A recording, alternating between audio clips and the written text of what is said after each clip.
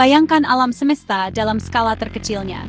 Semua yang Anda lihat, semua yang Anda sentuh, terbuat dari benda-benda kecil yang disebut atom.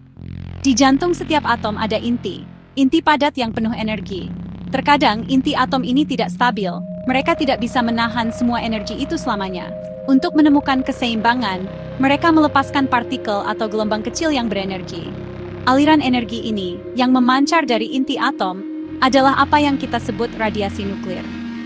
Ini adalah proses mendasar alam semesta, terjadi di mana-mana mulai dari inti bintang-bintang yang jauh hingga bebatuan di bawah kaki kita. Energi ini bergerak melalui ruang angkasa, sungai partikel tak terlihat yang mengalir di sekitar kita. Radiasi ini bukan hanya satu hal, ia datang dalam beberapa bentuk. Anggap saja sebagai pembawa pesan yang berbeda dari dunia atom. Ada partikel alfa, yang relatif besar dan dapat dihentikan oleh sesuatu yang sederhana, seperti selembar kertas atau bahkan kulit Anda sendiri. Lalu ada partikel beta, yang lebih kecil dan lebih berenergi, mampu melewati kertas tetapi dihentikan oleh lembaran aluminium tipis. Yang paling kuat adalah sinar gamma, yang bukan partikel tetapi gelombang berenergi tinggi, mirip dengan sinar X. Ini dapat menembus jauh ke dalam materi, membutuhkan perisai tebal dari timbal atau beton untuk dihentikan. Setiap jenis berinteraksi dengan dunia dengan cara yang berbeda, membawa tanda kekuatan uniknya sendiri. Penting untuk dipahami bahwa radiasi adalah bagian alami dari lingkungan kita. Matahari, bintang pemberi kehidupan kita, terus-menerus memandikan planet kita dengan sinar kosmik. Tanah tempat kita berjalan mengandung unsur-unsur seperti uranium dan thorium, yang perlahan meluruh dan melepaskan radiasi. Bahkan makanan yang kita makan, seperti pisang yang kaya kalium, mengandung versi radioaktif alami dari unsur tersebut. Tubuh kita telah berevolusi selama ribuan tahun untuk menangani tingkat radiasi latar belakang yang rendah dan konstan ini. Ini adalah bagian dari tarian kosmik keberadaan, dengungan samar energi atom yang telah ada sejak awal waktu. Kehidupan di bumi tumbuh di dunia radioaktif ini. Jadi, ketika kita berbicara tentang bahaya radiasi nuklir, kita biasanya berbicara tentang paparan dalam jumlah yang jauh melampaui tingkat latar belakang alami ini. Sumber buatan manusia, seperti pembangkit listrik tenaga nuklir, atau perangkat pencitraan medis, seperti mesin sinar X, memusatkan energi ini. Ketika dikendalikan, itu adalah alat yang ampuh untuk menghasilkan listrik atau mendiagnosis penyakit. Namun, ketika kendali itu hilang, radiasi berenergi tinggi yang terkonsentrasi dapat dilepaskan ke lingkungan. Dosis yang sangat tinggi ini, badai partikel atom yang intens ini, yang menimbulkan ancaman signifikan bagi mekanisme biologis kehidupan yang rapuh. Ini adalah masalah dosis, perbedaan antara angin sepoi-sepoi kosmik yang lembut dan badai. Apa yang terjadi ketika energi tak terlihat ini menyerang tubuh manusia? Mari kita masuk ke dalamnya, ke tingkat sel kita. Tubuh kita adalah mesin biologis yang rumit, dibangun dari triliunan sel, dan setiap sel mengandung cetak biru kehidupan DNA kita. Ketika partikel atau gelombang radiasi berenergi tinggi melewati tubuh kita, mereka bertindak seperti peluru kecil mikroskopis. Mereka menabrak atom dan molekul yang membentuk sel kita serta mengeluarkan elektron dari orbitnya dan memutus ikatan kimia. Proses ini, yang disebut ionisasi, dapat menyebabkan kerusakan besar. Ini adalah gangguan kacau pada tingkat paling mendasar dari biologi kita. Serangan kosmik pada instruksi yang membuat kita tetap hidup dan berfungsi. Target paling rentan dalam sel kita adalah molekul DNA itu sendiri. Tangga yang luar biasa dan berliku ini menyimpan kode genetik untuk semua yang dilakukan sel kita, mulai dari memperbaiki diri hingga membelah dan menciptakan sel baru. Radiasi dapat menghancurkan struktur halus ini, memutus untai DNA. Sel memiliki mekanisme perbaikan yang luar biasa, seperti kru konstruksi biologis kecil, yang seringkali dapat memperbaiki kerusakan ini. Namun, dosis radiasi yang sangat besar dapat membanjiri sistem perbaikan ini sepenuhnya. Jika kerusakannya terlalu parah, sel mungkin mati begitu saja. Jika sel bertahan tetapi DNA diperbaiki dengan tidak benar, itu dapat menyebabkan mutasi, menciptakan cetak biru yang salah, yang dapat menyebabkan sel tidak berfungsi atau tumbuh tak terkendali, yang merupakan asal mula kanker.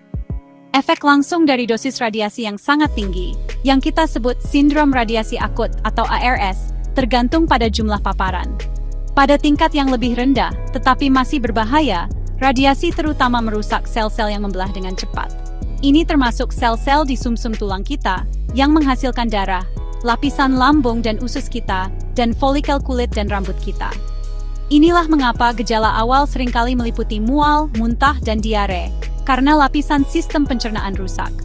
Kemudian, korban mungkin mengalami kerontokan rambut, kelelahan, dan sistem kekebalan tubuh yang melemah karena hilangnya sel darah putih, membuat mereka rentan terhadap infeksi yang biasanya akan dilawan oleh tubuh mereka dengan mudah. Pada dosis yang sangat tinggi, radiasi merusak lebih dari sekadar sel-sel yang membelah dengan cepat. Ini dapat langsung menyerang sistem saraf pusat, termasuk otak. Energi begitu kuat sehingga merusak sel-sel saraf dan pembuluh darah di otak, menyebabkan kerusakan fungsi neurologis dan kardiovaskular. Gejala dapat muncul dalam beberapa menit dan meliputi kejang, kehilangan kesadaran, dan tremor. Tragisnya, pada tingkat paparan ini, kerusakannya begitu luas dan dahsyat sehingga sistem tubuh gagal sepenuhnya. Ini adalah pengingat yang mencolok tentang kekuatan besar yang terkunci di dalam atom dan kerapuhan kehidupan biologis di hadapan energi kosmik yang mentah seperti itu. Pemahaman kita tentang efek radiasi tidak hanya bersifat teoritis. Itu telah ditulis dalam halaman sejarah manusia melalui peristiwa tragis. Pemboman atom Hiroshima dan Nagasaki di Jepang pada akhir Perang Dunia Kedua memberikan pelajaran yang mengerikan dan nyata. Dalam sekejap, puluhan ribu orang terpapar semburan intens sinar gamma dan radiasi neutron. Mereka yang paling dekat dengan ledakan menderita efek paling akut dan dahsyat, dengan banyak yang binasa hampir seketika. Bagi para penyintas, konsekuensi jangka panjang menjadi studi yang menyakitkan dan multigenerasi tentang efek radiasi, dengan peningkatan tingkat leukemia dan kanker lainnya muncul selama beberapa dekade setelah peristiwa tersebut. Beberapa dekade kemudian, pada tanggal 26 April 1986, jenis bencana nuklir yang berbeda terjadi di pembangkit listrik tenaga nuklir Chernobyl di Ukraina. Ledakan uap dan kebakaran dahsyat selama uji keselamatan melepaskan gumpalan besar material radioaktif ke atmosfer.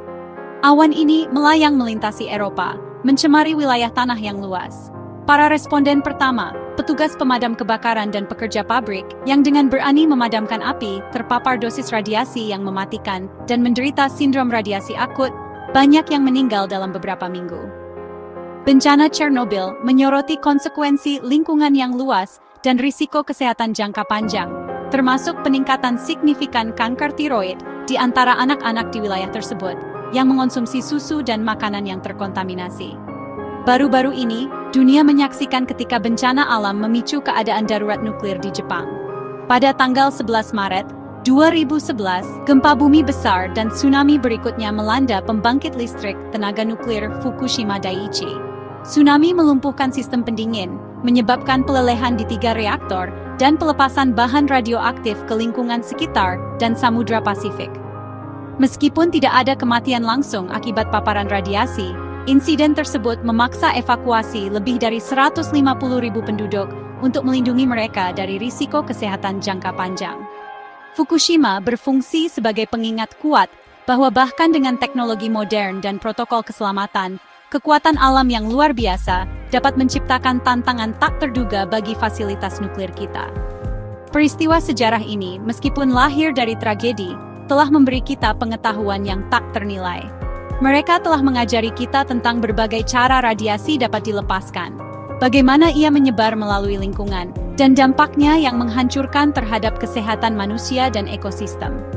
Kita telah belajar tentang pentingnya langkah-langkah keselamatan yang kuat, kesiapsiagaan darurat, dan perlunya kerjasama internasional dalam memantau dan menanggapi insiden nuklir.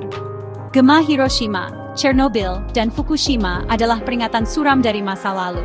Mendesak kita untuk memperlakukan kekuatan atom dengan sangat hormat, hati-hati, dan bijaksana saat kita menavigasi masa depan kita di planet ini. Jadi, bagaimana kita melindungi diri dari kekuatan tak terlihat yang dahsyat ini?